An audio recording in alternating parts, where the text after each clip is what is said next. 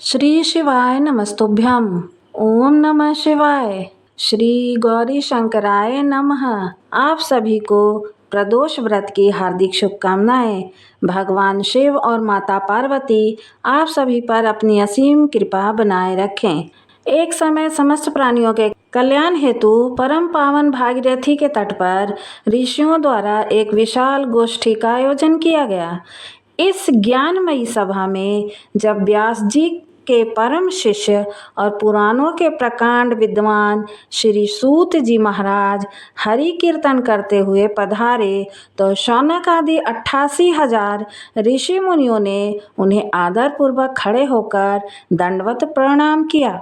सूत जी ने भक्ति भाव से समस्त ऋषियों को हृदय से लगाया और आशीर्वाद प्रदान किया।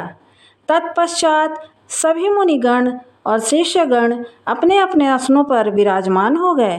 तब मुनिगण विनम्रता पूर्वक पूछने लगे, हे परम कृपालु, कृपया यह बताइए कि कलयुग में भगवान शंकर की भक्ति किस प्रकार की आराधना से सुलभ होगी।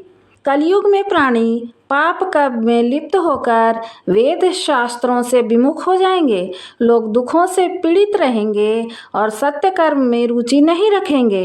पुण्य क्षीण होने पर मनुष्य की बुद्धि स्वमेव दुष्कर्मों की ओर प्रेरित होगी, जिससे दुष्ट प्रवृत्ति के लोग वंश सहित नष्ट हो जाएंगे।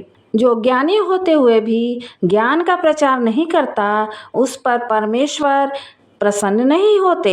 अतः हे महामुने, कृपया ऐसा कोई श्रेष्ठ व्रत बताइए जिससे मनवांछित फल की प्राप्ति हो सके। यह सुनकर कृपालु सूत जी कहने लगे, हे शौनक, हे मुनि श्रेष्ठों, आप धन्य हैं। आपके विचार अत्यंत सराहनीय हैं, क्योंकि आपके हृदय में सदा लोक कल्याण की भावना विद्यमान है। अतः मैं वह व्रत बताने जा रहा हूँ जिससे समस्त पाप नष्ट हो जाते हैं, धन संपत्ति, संतान सुख, आरोग्य एवं मनोवांछित फल की प्राप्ति होती है। यह वही व्रत है जिसे भगवान शंकर ने देवी सती को सुनाया था और जिसे मेरे परम पूज्य गुरु श्री व्यास जी ने मुझसे कहा था। अब शुभ समय देखकर मैं आपको यह व्रत बताता हूँ। बोलिए उमापति शंकर भगवान की जय। सूत जी बोले, आयु, स्वास्थ्य और समृद्धि की प्राप्ति हेतु त्रयोदशी तिथि को व्रत करें। इस व्रत की विधि इस प्रकार है। प्रातः स्नान कर निराहार रहकर शिव का ध्यान करें। निकट के शिव मंदिर जाकर भक्ति भाव से भगवान शंकर की पूजा करें। पूजन में त्रिपुंड का तिलक लगाकर बेलपत्र, धूप, दीप, अक्षत, फल आदि अर्पित करें। ओम नमः शिवाय मंत्र का रुद्राक्ष की माला से जप करें। ब्राह्मण को भोजन कराएं और सामर्थ्य अनुसार दक्षिणा दें। सत्य वचन बोले और हवन भी करें। मौन व्रत धारण करें तथा ओम ह्रीं क्लीं नमः शिवाय स्वाहा मंत्र से हवन में आहुति दें। इससे अभिष्ट फल की प्राप्ति होती है। प्रातः स्नान कर निराहार रहकर शिव का ध्यान करें। सूत जी बोले, व्रती को पृथ्वी पर शयन करना चाहिए और दिन में केवल एक बार ही भोजन करना चाहिए। विशेषतः श्रावण मास में इस व्रत का अधिक महत्व है। यह व्रत सभी प्रकार के सुख, आरोग्यता और धन की प्राप्ति कराने वाला है। शौनक बोले, हे पूज्यवर, आपने यह गोपनीय, मंगलकारी और दुख निवारण व्रत बताया है। कृपया यह भी बताइए कि किसने यह व्रत किया और उसे क्या फल प्राप्त हुआ। सूत जी बोले, प्राचीन काल की बात है। एक नगर में 3 मित्र रहते थे। तीनों में ही घनिष्ठ मित्रता थी। उनमें एक राजपुत्र, दूसरा ब्राह्मण पुत्र और तीसरा सेठ पुत्र था। राजकुमार व ब्राह्मण पुत्र का विवाह हो चुका था। सेठ पुत्र का विवाह तो हो चुका था, परंतु गौना नहीं हुआ था।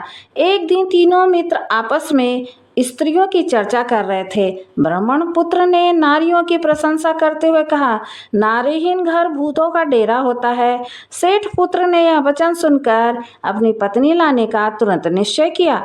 सेठ पुत्र अपने घर गया और अपने माता पिता को अपना निश्चय बताया। उन्होंने बेटे से कहा कि शुक्र देवता डूबे हुए हैं, इन दोनों बहू बेटियों को उनके घर से विदा करा कर लाना शुभ नहीं है, अतः शुक्रोद भगवान के उदय होने के बाद तुम अपनी पत्नी को विदा करा कर लाना।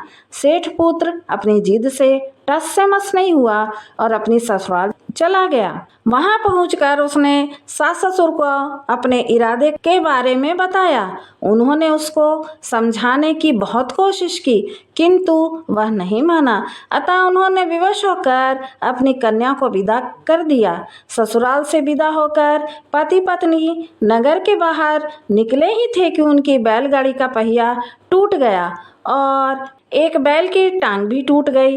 पत्नी को भी काफी चोट आई। सेठ पुत्र ने आगे चलने का प्रयत्न जारी रखा, तभी डाकुओं से भेंट हो गई और वे धन धान्य लूट कर ले गए। सेठ पुत्र घर पत्नी के सहित रोता पीटता पहुंचा। जाते ही उसे सांप ने डस लिया। उसके पिता ने वैद्यों को बुलाया। उन्होंने देखने के बाद घोषणा की कि आपका पुत्र 3 दिनों में मर जाएगा। उसी समय इस घटना का पता ब्राह्मण पुत्र को लगा। उसने सेठ से कहा कि आप अपने लड़के को पत्नी सहित उसके मायके भेज दो। यह सारी बाधाएं इस कारण से आई हैं कि आपका पुत्र शुक्रास्त में पत्नी को विदा कर लाया है। यदि वह वहां पहुंच जाएगा तो बच जाएगा। सेठ को ब्राह्मण पुत्र की बात जच गई और अपनी पुत्र वधू और पुत्र को वापस लौटा दिया। वहां पहुंचते ही सेठ पुत्र की हालत ठीक होने लगी। तत्पश्चात उन्होंने शेष जीवन साथ में सुखपूर्वक बिताया और मृत्यु के बाद स्वर्ग लोक को गए। कथा पूर्ण हुई।